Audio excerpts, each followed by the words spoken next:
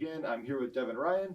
He is the author of Polygon Runner, our first game up for today. So Devin, tell me a little bit about the game. Yeah, so Polygon Run is meant to be a short and simple endless runner.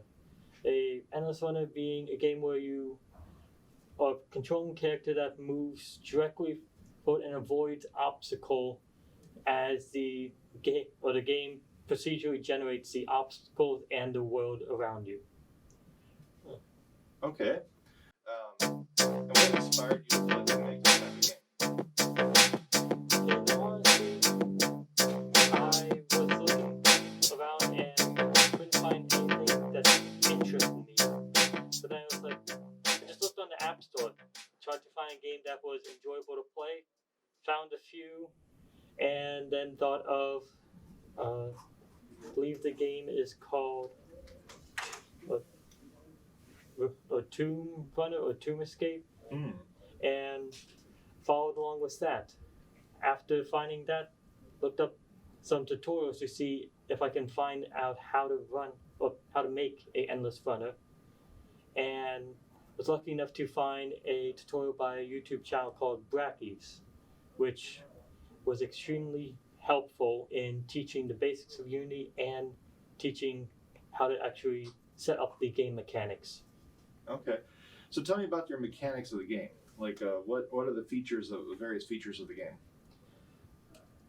Okay, so there are a lot of different mechanics, so I guess I'll start with the most basic of the basics.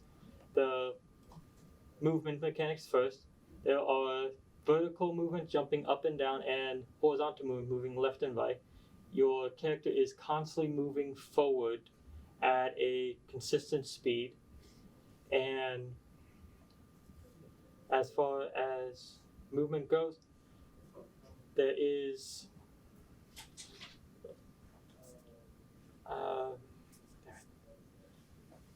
okay. I'm bad at this. So tell me about the different other modes. So I've noticed on the video we have some areas where the screen seems to be rotating. Yes, there are some zones that spawn in the game. They called them rotation zones, but they're not really named in the game for gameplay.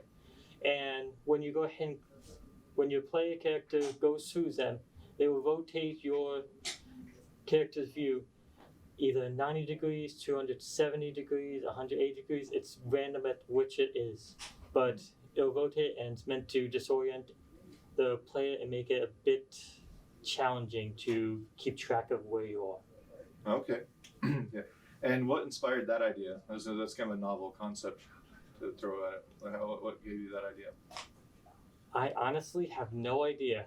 I was looking into camera controls to have my camera look dynamically, and found that rotating the camera in the Z-axis, moving forward and then turning in a side that really you don't see in games too often in that rotation. I couldn't find anything of it online at all. Couldn't find examples of how to do it. Couldn't find games that actually did it that often. There are a few, but those are mainly flight simulators that actually have that option.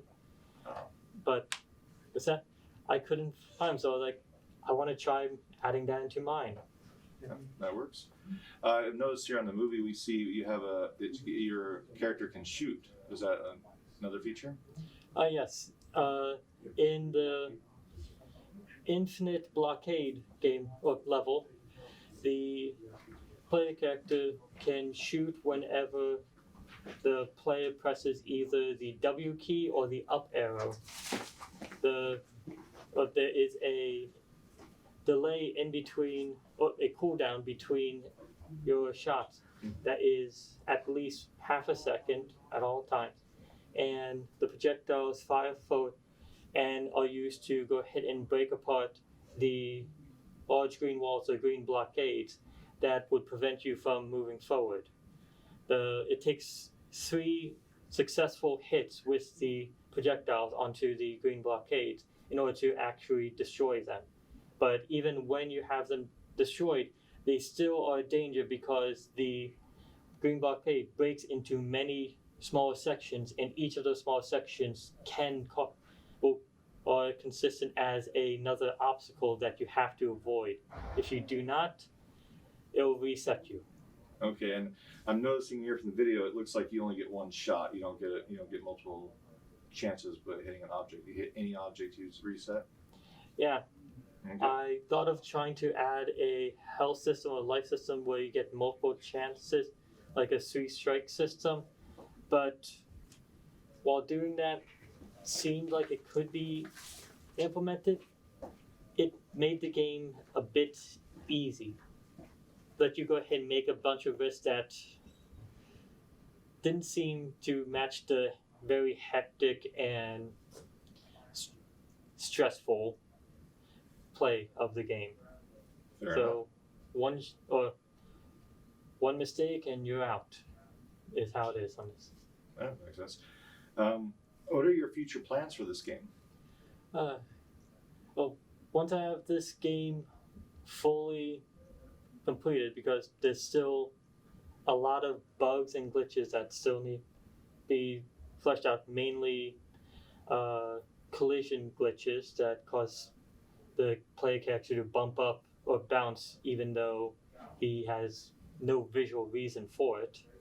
But when that is occurring, need to fix that. But once those are done, I would like to add additional levels and possibly convert it into a mobile game.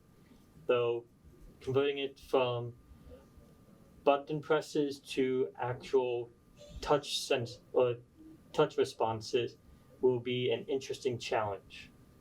I can see that.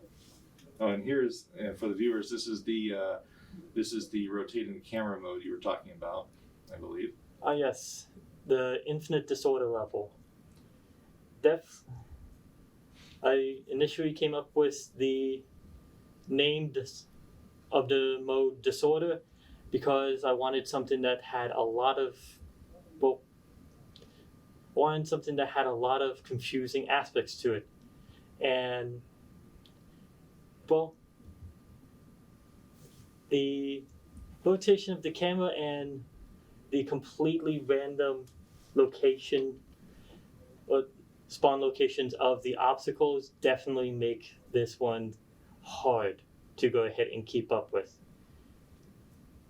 And this one's infinite runner, so there is no end to the level, right? Yes, the only level that has an end is the tutorial. I would not want to see a tutorial that is endless. Fair enough. Makes sense. But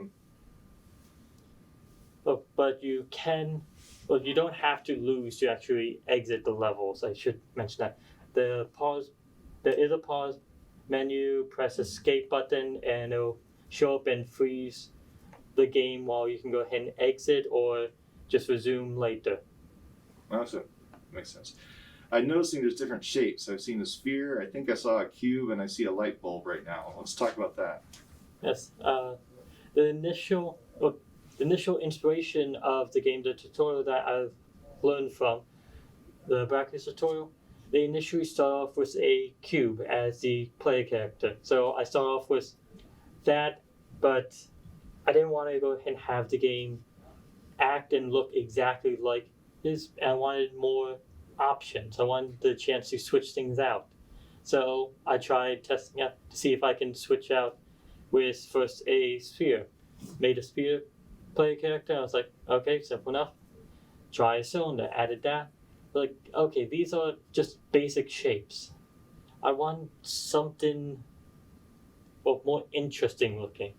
So I looked through all the different options I had that I made, or models I made beforehand, and my main two options I was selecting between was a rocket ship and a light bulb.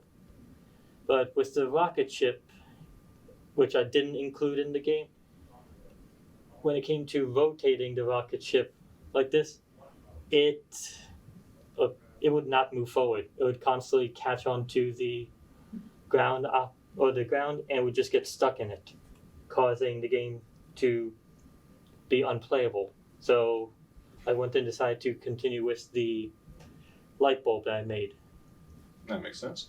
It's definitely novel. Yes. All right. What other options do the players have for different settings? Well, there is both, or there's audio and sound effects that can be toggled on and off, Mhm. but that is a minor thing. Thought that was pretty much a required feature of most games. And then there is, besides picking out which character or player character you use or player model you use, you can also decide what color the character is. Well, picking between a bunch of shapes and a bunch of colors do not seem to be too like amazing or complex of an idea. The reason for including these was in case, or when I actually end up converting this to be a mobile game, most mobile games have the options of you having different player characters that you unlock over time, get to pick between, and different materials, different backgrounds, stuff like that. And I want to have the experience of actually implementing something like that. So I made it that you can pick the player's color and the player's model. In the future versions, I'll probably make it that you can pick different actual level layouts or colors. So like the standard one here would be probably the starting one, but can switch to a light mode, probably switch to a rocky terrain looking one, which will act the same way, but will go ahead and actually have different appearances mainly. And same with the obstacles that are appearing as well. You can go ahead and have those switched out to be different things that have the same, or that interact the same way, but will go ahead and have a different appearance. So you can go ahead and pick what you want. But that's future plans. Makes sense. All right. Well, thank you. Are there any things you want to say to the audience about the game that we haven't mentioned already? I highly suggest if you choose to play it, play the levels in order of tutorial, endless blockade, and then infinite blockade and infinite disorder. And additionally, if you're doing infinite blockade, please do not use the cylinder. It shoots backwards.